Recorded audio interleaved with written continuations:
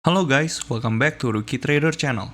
Di sini kalian akan mendapatkan info-info yang berdampak ke market kripto seperti news dan makroekonomi. Kita juga akan charting BTC dan altcoin lainnya untuk melihat potensi pergerakan market berikutnya. Langsung aja kita mulai. Halo semuanya, selamat datang kembali di Market Update hari Selasa 30 September 2025. Selamat datang di hari yang sangat krusial karena hari ini pasar berada dalam kondisi siaga merah nih. Karena dua alasan besar, yaitu ancaman government shutdown telah resmi menjadi ancaman news blackout. Dan di saat yang sama, kita akan menerima 3 data ekonomi penting yang akan menjadi petunjuk terakhir sebelum The Fed kehilangan update berikutnya. Akankah kita mendapatkan data krusial hari ini? Atau akankah politik menutup lampu ekonomi? Inilah semua yang perlu kita tahu untuk hari ini. Yang pertama ada ancaman government shutdown yang sudah kita bahas kemarin nih, memasuki level bahaya yang baru. US Labor Department atau DOL berencana untuk mempersiapkan government shutdown yang akan memicu penghentian total rilis data ekonomi. Daftar data ekonomi yang terancam tertunda ada NFP, ada Initial Jobless Claims, dan ada CPI. Mengapa ini berbahaya? Karena CPI tanggal 15 Oktober nanti itu adalah bacaan inflasi terakhir sebelum pertemuan kebijakan The Fed di tanggal 28 Oktober. Jika data ini tertunda, The Fed akan menghadapi pertemuan penting mereka tanpa data inflasi vital. Ini sangat mempersulit keputusan rate cut di tengah kekhawatiran kerapuhan pekerjaan yang sedang diperdebatkan. Jadi FOMC nanti terancam nggak ada data CPI nih untuk menjadi pertimbangan data keputusan The Fed nanti. Terus juga ada ketidakpastian pasar. Kekosongan data atau news blackout di saat pertumbuhan lapangan kerja sudah melemah akan menciptakan ketidakpastian ekstrim di pasar. Investor dan trader akan kehilangan peta jalan untuk menilai kesehatan ekonomi. Terus karena adanya ancaman shutdown ini, 3 laporan yang rilis hari ini, jam 9 nanti malam, mungkin menjadi data real time terpenting yang akan dimiliki The Fed dan pasar dalam beberapa minggu ke depan. Coba kita langsung lihat aja ya ke data ekonomi yang nanti akan keluar. Untuk data penting yang pertama ada Chicago PMI itu jam 8.45, terus ada CB Consumer Confidence itu jam 9 malam, dan ada JOLTS Job Openings di jam 9 malam. Coba kita bahas dulu ya dari Chicago PMI. Untuk Chicago PMI ini kan aktivitas bisnis di bidang manufaktur dan jasa. Angka di bawah 50 menandakan kontraksi. Implikasinya angka diperkirakan naik nih ke 43,2, tapi masih dalam zona kontraksi. Jika data ini melebihi ekspektasi atau bahkan kembali ke atas 50, itu akan menjadi sinyal pemulihan dan mendorong dolar US serta yield obligasi itu naik. Terus yang kedua, di CB Consumer Confidence, ini adalah barometer penting untuk belanja konsumen, tulang punggung ekonomi US. Kepercayaannya diperkirakan turun nih ke 95,3 dari 97,4 karena kekhawatiran tentang pekerjaan dan harga inflasi. Penurunan tajam akan menekan sektor retail dan memperkuat kasus rate cut. Sementara angka yang stabil menunjukkan ketahanan konsumen. Terus lanjut sama data yang paling penting nih. Ini adalah JOLTS Job Opening. Ini kan permintaan tenaga kerja. Jadi fokusnya itu mengukur permintaan tenaga kerja. Di sini itu forecastnya 7,150 M dengan previousnya di angka 7,181 M.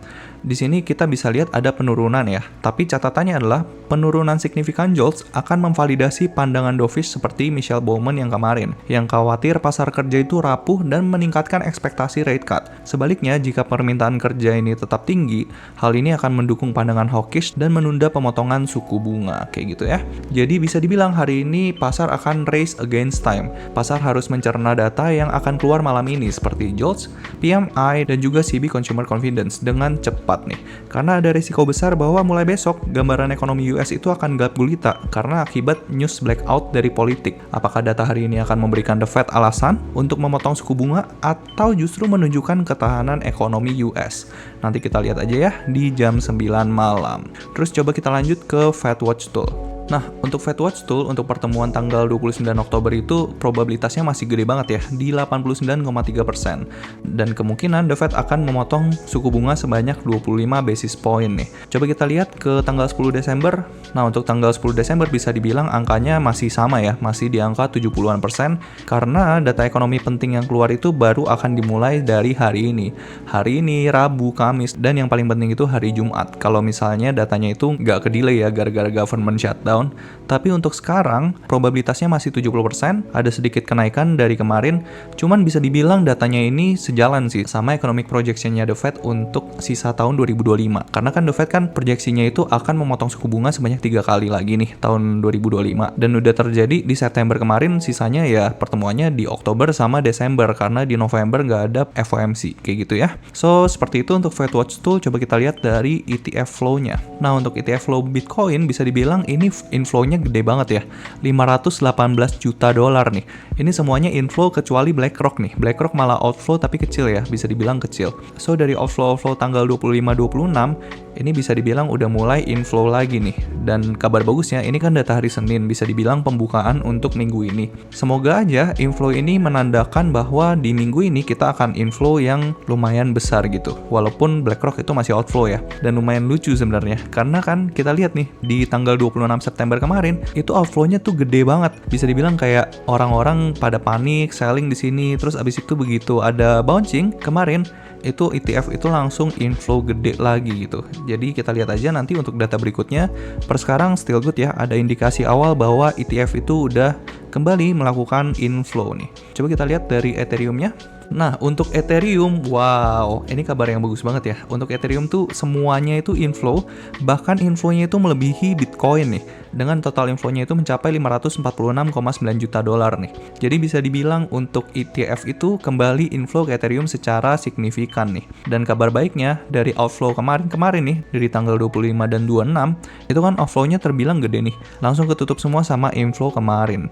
Jadi bisa dibilang money flow lagi kembali lagi ke Ethereum. Ini adalah indikasi awal yang bagus untuk minggu ini. Hopefully bisa melanjutkan kenaikannya dari harga Ethereum. Jadi kita lihat aja nanti dari price action-nya. Good ya, jadi sesuai juga sama analisa teknikal kita, dia beneran mantul dari FVG yang kemarin kita bahas. Nanti kita lihat lagi dari price action-nya. Coba kita mulai dari pembahasannya US 500. Nah, untuk S&P 500 kita lihat di sini dari 4 hour dulu. Nah, untuk 4 hour, kabar baiknya dia mantul ya, beneran mantul nih dari demand 4 hour ini. So, dia mempertahankan struktur bullish-nya. Per sekarang dia lagi approaching ke supply 1 hour ini. Karena 1 hour-nya, kabar buruknya dia udah bearish ya. Jadi untuk 1 hour-nya bisa dibilang dia udah bearish di sini. Dia melakukan penurunan, dan penurunannya itu lumayan agresif gitu. Karena bisa dilihat di sini, ini candle 1 hour, dan dia masih bergerak di dalam candle 1 hour ini. So, bisa dibilang dia one push ke bawah, terus habis itu masih di dalam candle 1 hour ini, terus habis itu one push lagi ke bawah. Dan per sekarang dia aggressively reacted dari demand 4 hour ini. So per sekarang untuk PR utamanya dia harus bisa take out supply 1 hour ini ya. Karena kalau misalnya dia take out supply 1 hour ini, otomatis 1 hour-nya jadi bullish, dan 4 hour-nya udah bisa kita pindahin nih demand-nya ke sini. Soalnya kenapa? Soalnya kalau misalnya dia closing di sini, otomatis di 4 hour-nya itu dia break off structure kayak gitu ya. Gak banyak yang bisa gue bahas dari S&P 500, soalnya kenapa? Di higher time frame-nya kayak daily, ini kita gedein ya. Kayak daily itu dia still strongly bullish gitu. Ini adalah pullback terakhir nih untuk daily. Lihat di sini, dia creating low, terus habis itu break off structure di sini, creating low lagi, dan ini adalah pullback terakhir gitu. Soalnya setelah dari sini, dia bisa dibilang one push ke atas sampai sini, baru dia melakukan pullback nih di sini.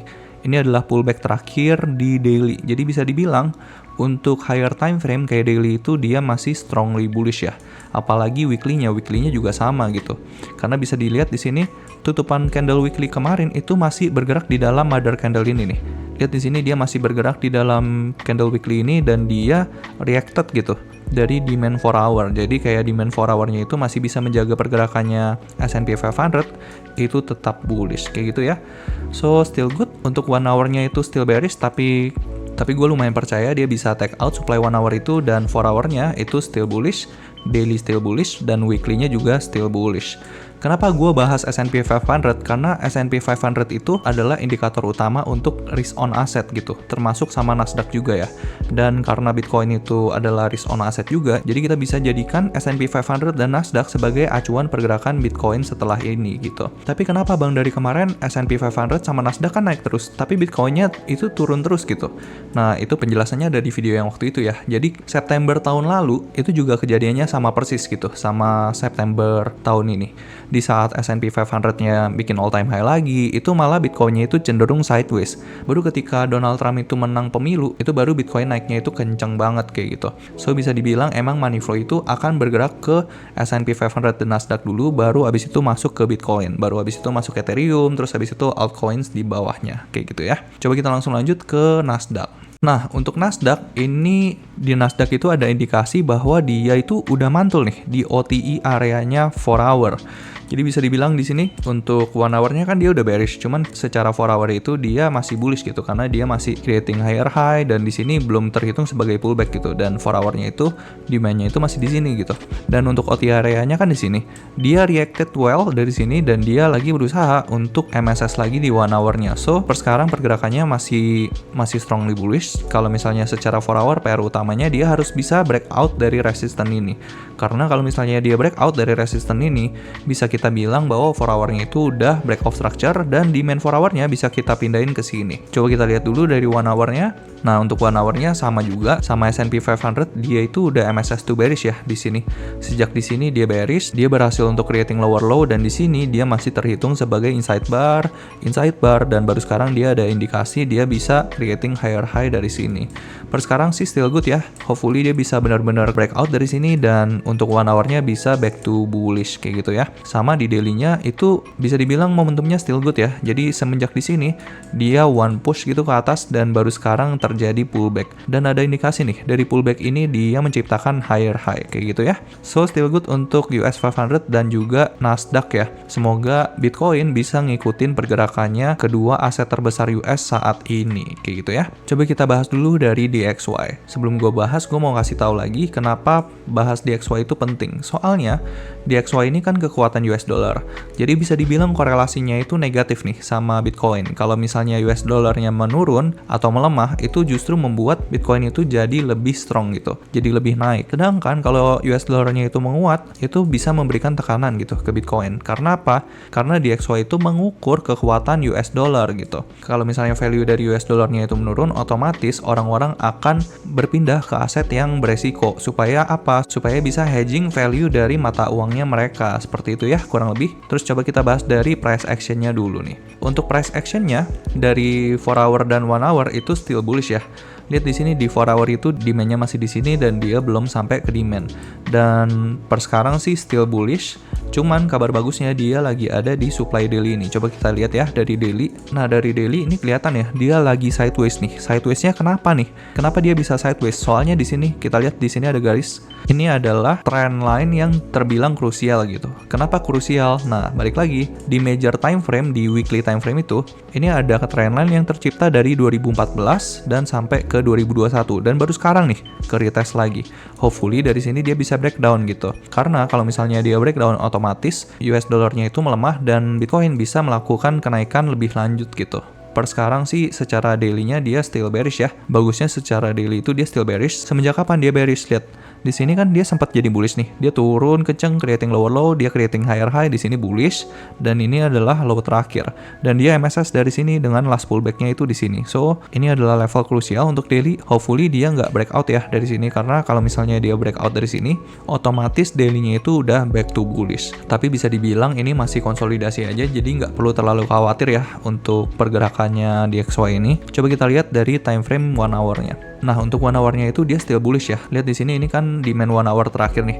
Sebelum dia creating higher high dan dia nyampe ke supply daily ini. Dan sekarang dia lagi berusaha untuk breakdown nih dari demand 1 hour ini. Hopefully data-data ekonomi minggu ini bisa membawa DXY itu lebih turun lagi gitu. Karena data ekonomi minggu ini bisa dibilang baru mulai keluar data pentingnya kan hari ini, Selasa.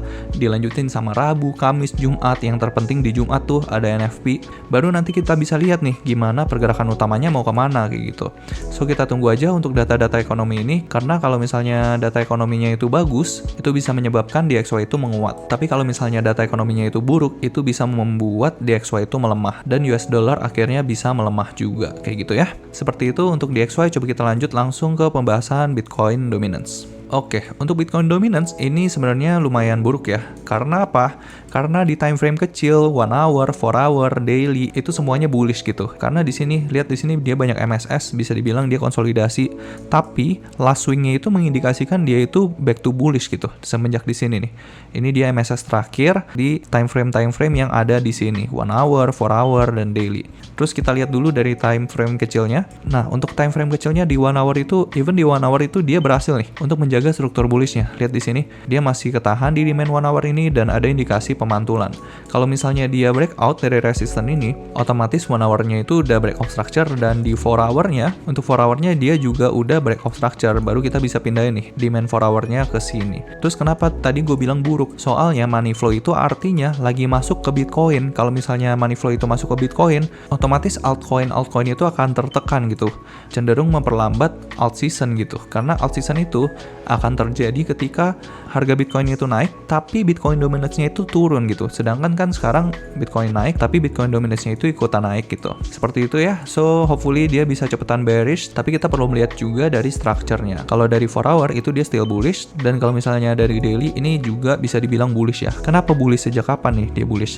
Lihat di sini daily dia creating lower low, dia pullback, dia creating lower low nih, dia berhasil closing di bawah support ini, dan dia creating higher high di sini. Ketika dia creating higher high dari sini, baru kita bisa tandain dia market structure shift. Dia udah market structure shift to bullish, dan demand terakhirnya itu di sini. Karena ini adalah pullback terakhir di daily. Seperti itu ya. So, per sekarang untuk proyeksinya mungkin aja dia ketahan di SNR weekly ini. Karena SNR weekly ini bisa dibilang krusial ya. Lihat di sini, dia sempat menjadi resistance, sempat menjadi support, terus habis itu sempat menjadi support, dan dia sekarang kemungkinan dia menjadi resistant karena dia udah breakdown.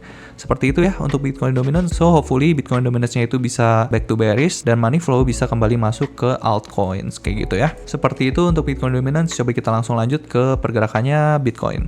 Nah, untuk Bitcoin lihat ini kan candle weekly nih. Candle weekly ini baru tercipta, tapi bisa dibilang candle weekly yang tercipta ini udah bergerak lumayan gede nih. Jadi bisa dibilang harganya Bitcoin itu nggak mampu untuk tembus dari SNR ini nih. Ini kan SNR yang terbentuk dari sini nih. Dia sempat menjadi resistant, terus habis itu sekarang dia berusaha untuk menjadi support. Kayak gitu untuk weekly still good. Ini adalah demand internal weekly terakhir, dan bahkan dia belum sampai ke sini dia udah melakukan pemantulan. Coba kita lihat dulu ya dari daily time frame-nya. Kalau misalnya dari daily time frame-nya sih bisa dibilang dia belum ke retest lagi ya. Ini kan dia udah sempat ke retest nih di sini di tanggal 30-an Agustus. Terus habis itu dia reacted dari situ, dan sekarang dia ada indikasi dia ada pemantulan lagi nih di area sini. Kalau misalnya dari daily time frame dia masih bullish dengan last swing-nya itu yang ini nih. Ini adalah last swing. Jadi dia bisa dibilang one push gitu ke atas karena dia belum berhasil untuk nge-take out resistance ini. Per sekarang untuk demand daily-nya masih di sini dan dia masih bullish gitu ya. Dan gara-gara pergerakan kemarin kita udah bisa tandain bullish fair value gap di sini. Kayak gitu ya. Ini adalah area penting untuk daily-nya. Kenapa gue tandanya di sini? Kenapa nggak di sini, Bang? Karena ini adalah candle daily baru yang tercipta hari ini gitu. Kita baru bisa tandain di sini ada bullish fair value gap kalau misalnya daily-nya itu udah closing gitu, dan kita baru tahu lowest point di daily time frame ini itu seberapa, baru bisa kita tandain untuk fair value gap-nya kayak gitu ya. Terus coba kita lanjut ke 4 hour. Nah, 4 hour ini ada kabar bagus nih. Ada kabar bagus, ada kabar yang mix juga. Kabar bagus yang pertama, di 4 hour-nya dia nggak perlu ciptain struktur creating lower low dulu di sini. Di sini dia udah berhasil breakout nih. Dia udah berhasil MSS di sini. Jadinya 4 hour-nya itu udah back to bullish nih. Itu ada kabar bagus yang pertama, dan demand 4 hour-nya udah di sini. Dan kabar bagus yang kedua, di 1 hour-nya itu dia juga udah back to bullish juga karena supply 4 hour dan 1 hour-nya itu sama di sini. Dan semenjak di sini dia udah MSS dan demand terakhirnya untuk 1 hour-nya itu di sini kayak gitu ya. Tapi bisa dibilang kita perlu ngelihat di 4 hour-nya aja karena 1 hour-nya itu bisa dibilang strukturnya itu nggak terlalu signifikan ya. Kayak gitu. Dan sekarang untuk Bitcoin itu dia masih ketahan nih di SNR yang gua tandain ini. Dia baru aja retest ke SNR ini. Nah, kalau misalnya secara daily mungkin lebih kelihatan ya. Ini SNR yang tercipta nih di sini. Dia sempat menjadi support, resisten kecil, terus habis itu dia di sini menjadi support lagi, dan kemungkinan ini adalah resistannya kayak gitu. So, per sekarang pergerakannya Bitcoin itu 4 hour sama 1 hour-nya itu udah back to bullish. Cuman sekarang PR-nya ya harus bisa breakout gitu dari SNR ini kayak gitu ya. Seperti itu untuk Bitcoin, hopefully dari sini dia bisa creating higher high ya. Karena bisa dibilang kita tuh konsolidasi udah lumayan lama guys. Kalau misalnya kita lihat dari time frame daily kali ya. Lihat kita udah bergerak berapa hari tuh. Kita udah bergerak 90 hari guys, 3 bulan di area sini-sini aja gitu. So, capek banget ya nungguin pergerakan Bitcoin tuh. 90 hari nggak kemana-mana dan kita masih bergerak di sini-sini aja gitu. 3 bulan guys, sabar ya. So, untuk PR utamanya, dia harus bisa creating higher high dari sini dan dia harus take out resistance ini. Karena kalau misalnya dia udah take out resistance ini, baru bisa kita consider dia itu udah breakout structure di time frame daily-nya, kayak gitu ya. Seperti itu untuk Bitcoin, coba kita lanjut ke pergerakannya Ethereum. Nah, untuk Ethereum ada kabar bagus nih. Jadi, analisa kita yang kemarin di Bull Fair Value Gap ini ternyata benar-benar bisa membuat harga Ethereum itu mantul dari sini. Super sekarang kita bisa ngelihat pergerakannya itu masih mantul, tapi kabar buruknya dia tuh secara lower time frame kayak di 4 hour, 1 hour, itu dia tuh belum back to bullish guys. Kenapa? Karena bisa dibilang dari sini sampai ke sini itu one push ke bawah kayak gitu. Ini nggak bisa dihitung sebagai pullback karena dia hanya inside bar aja. Dan per sekarang dia pergerakannya itu masih lumayan kencang ke atas. Walaupun dia ada pemantulan di sini, tapi ingat di strukturnya itu still bearish gitu. Ini 4 hour-nya still bearish, 1 hour-nya still bearish, even di daily-nya itu dia bearish ya. Kenapa gue bilang dia bearish? Lihat di sini. Di sini itu dia creating higher high, terus habis itu dia sempat berusaha untuk bisa creating higher low, tapi ternyata nggak mampu bikin higher high dan dia malah breakdown dari situ. Dan di sini gue udah tandain di sini ada MSS, cuman sebenarnya masih bisa dibilang bullish gitu. Kenapa masih bisa dibilang bullish? Sebenarnya di sini tuh agak rancu ya. Dia udah breakout sebenarnya, tapi breakoutnya itu nggak signifikan gitu. Mungkin kalau misalnya breakoutnya segini gitu, mungkin gue akan consider sebagai breakout structure. Tapi karena rancu, jadi gue tandain aja dua-duanya. Di sini ada demand daily dan di sini ada demand juga nih. Dan per sekarang kita perlu consider bahwa daily-nya itu udah back to bearish. Cuman kabar baiknya ya balik lagi, dia hanya channeling aja. So per sekarang daily-nya still bearish, terus 4 hour-nya juga dia still bearish. Ini supply terakhirnya masih di sini, masih jauh banget. Dan untuk 1 hour-nya itu dia juga still bearish karena dia belum mampu menciptakan struktur baru di sini. Makanya kemarin gue bilang sebenarnya akan lebih bagus kalau misalnya pergerakannya seperti ini nih. Dia closing dulu, pullback, baru creating lower low. Tapi kalau pergerakan ini tuh bisa dibilang one push gitu ke bawah.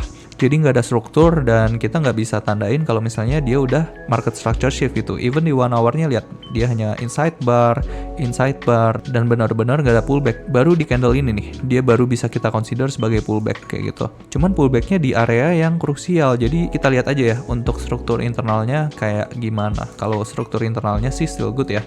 Dia masih creating higher high, higher low, higher high, higher low. Hopefully dari struktur internal ini dia bisa membuat harga Ethereum itu back to bullish di ketiga time frame ini, di daily, 4 hour, dan 1 hour. Kayak gitu ya. Untuk proyeksinya masih sama kemarin, mungkin aja dia masih creating momentum ya, untuk creating higher high dari sini, kayak gitu. Mungkin di sini dia ketahan, terus habis itu dia baru bisa creating higher high dari sini. Ini dia masih berada di dalam channelingnya bisa dibilang bullish flag, dan juga bisa dibilang falling wedge. Dan falling wedge itu sebenarnya pattern yang bullish ya. Jadi kita tunggu aja gimana reaksinya dari pattern ini. Apakah dia breakout atau dia justru breakdown. Kalau misalnya di sini kita kan udah tandain tuh kemarin untuk target koreksinya kan di sini, dan dia juga udah nyampe target koreksinya dari Elliott Wave yang ini, yang wave A, wave B, dan wave C gitu. Cuman untuk target pelemahan berikutnya masih ada ini nih, di angka 3.600 sampai 3.548 dengan angka invalidasinya itu di 3.350. So kalau misalnya Ethereum itu breakdown dari 3.350, itu bisa kita consider bahwa Ethereum itu udah selesai gitu untuk trennya, kayak gitu ya. So untuk support berikutnya yang paling kuat itu ada di sini, dan dia nggak boleh breakdown dari sini, dari 3.350-an kayak gitu ya. PR utamanya dia harus bisa breakout dari channeling ini, dan dia juga harus bisa closing di atas supply ini. Dan mungkin target berikutnya ada di sini nih, 5.400 dan 6.000. Ini adalah angka-angka yang gue dapatkan dari Fibonacci ya. Seperti itu untuk Ethereum. Coba kita lanjut ya ke pembahasannya Cardano. Untuk Cardano, ini kita bahas dulu ya dari time frame weekly. Nah, untuk weekly ini sebenarnya ada dua POV ya. Ada POV yang bisa dibilang eksternal, ada yang bisa dibilang internal. Karena di sini kita lihat di sini secara weekly dia one push ke bawah sampai sini. Dan baru di sini dia nggak mampu creating lower low. Dia ketahan nih di sini. dan dia malah creating struktur baru di sini. Dan bisa dibilang struktur ini itu internal, dan untuk last pullback-nya itu ada di sini. So bisa kita consider bahwa untuk Cardano itu secara weekly itu dia still bearish ya. Ini adalah supply terakhir untuk weekly-nya, dan sekarang dia lagi creating kayak semacam pattern megaphone gitu ya. Dia membesar, dia creating channeling, tapi channelingnya itu membesar gitu. Ini sebenarnya pattern reversal, tapi bisa dibilang pattern reversalnya itu gede banget ya channelingnya. Lihat di sini, dari sini ke sini aja naiknya berapa? 200%. So abaikan aja ya, pattern ini abaikan aja. Karena nggak mungkin kalau misalnya di reversal gitu terus habis itu langsung menuju ke sini gitu, kayak mustahil gitu. Jadi kita lihat aja dari struktur internalnya. Untuk internalnya dia still bullish. Ini adalah demand terakhir untuk weekly, dan last swing-nya ada di sini nih. Ini adalah last swing di time frame weekly. Coba kita lihat dari daily-nya. Nah, untuk daily-nya sayangnya itu dia sama ya. Karena di sini ini last swing nih. Untuk time frame daily-nya, dia last swing ke atas, terus habis itu dia channeling aja. Jadi kita pakai struktur internalnya aja. Nah, untuk daily-nya itu bearish di internalnya. Ini adalah last supply untuk time frame daily, dan untuk internalnya lagi, karena dia swing-nya itu gede banget, kita pakai lagi internalnya. Ini sub internal ya, bisa dibilang internal dari internalnya lagi. Nah, untuk daily-nya dia di internal yang di sini itu still bullish dengan demand terakhirnya itu ada di sini. So, bisa dibilang dia hanya konsolidasi aja nih. Karena swing terakhirnya itu yang ini nih. Ini adalah swing terakhir di time frame daily. Lihat di sini. Pergerakannya kan gede banget ya. Jadi kayak dia masih belum mampu kemana-mana gitu dari time frame daily ini. Jadi bisa dibilang ini adalah range tradingnya, dan dia masih bergerak di sini-sini aja kayak gitu. Akan lebih bagus kalau misalnya dia berhasil creating momentum dari sini dan dia creating higher high dari sini. Per sekarang sih masih belum ya. So bisa dibilang daily-nya itu mix, dan 4 hour-nya, untuk 4 hour-nya sama nih, kurang lebih pergerakannya masih di sini-sini aja. Ini adalah last swing untuk 4 hour, bisa dibilang dia nggak kemana-mana ya. Jadi emang pergerakannya Cardano ini slow, tapi begitu gerak kenceng kayak gitu ya. Jadi kayak dia slow kayak gitu, dia masih bergerak di dalam swing ini slow, mungkin aja sekali gerak kenceng lagi kayak gitu. Jadi nanti kita lihat aja apakah dia akan breakout atau breakdown. Per sekarang sih 4 hour-nya still bullish ya. Ini adalah demand terakhir untuk 4 hour. Terus coba kita lihat ke lower time frame-nya lagi. Nah, untuk 1 hour ada kabar bagus nih. Jadi 1 hour-nya itu dia udah back to bullish di sini. Ini bisa kita tandain MSS, dan untuk demand terakhirnya itu ada di sini. Ini adalah demand terakhir untuk 1 hour, dan dia kebetulan di sini udah melakukan pullback nih. Di sini udah pullback, dan kita bisa tandain ini sebagai resistance. So bisa dibilang dia udah MSS, dan tempat MSS-nya lumayan bagus ya. Tempat MSS-nya itu ada di 4 hour, dan sebelum dia MSS dia ada sweep dulu nih. Dia nge-sweep dulu di main 4 hour ini, dia turun lebih jauh, terus habis itu baru dia creating structure lagi. Kalau misalnya mau memanfaatkan pergerakan ini sebenarnya bagus ya. Mungkin gue akan nunggu di area sini dengan angka invalidasinya di bawah sini nih. Karena kalau misalnya dia breakdown dari sini, otomatis Cardano itu udah back to bearish di time frame 1 hour-nya kayak gitu. So ini adalah setup yang lumayan bagus untuk Cardano. Mungkin aja semoga dia bisa ngasih diskon dulu sebelum kita bisa take long di Cardano. Dan kebetulan di setup ini bisa dijadiin scalping dan juga bisa dijadiin swing nih. Kenapa gue bilang bisa dijadiin swing?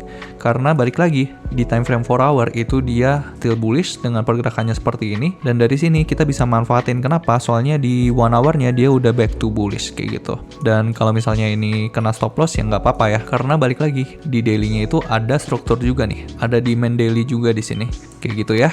So still good untuk Cardano. Hopefully dia bisa ngasih kita entry yang bagus.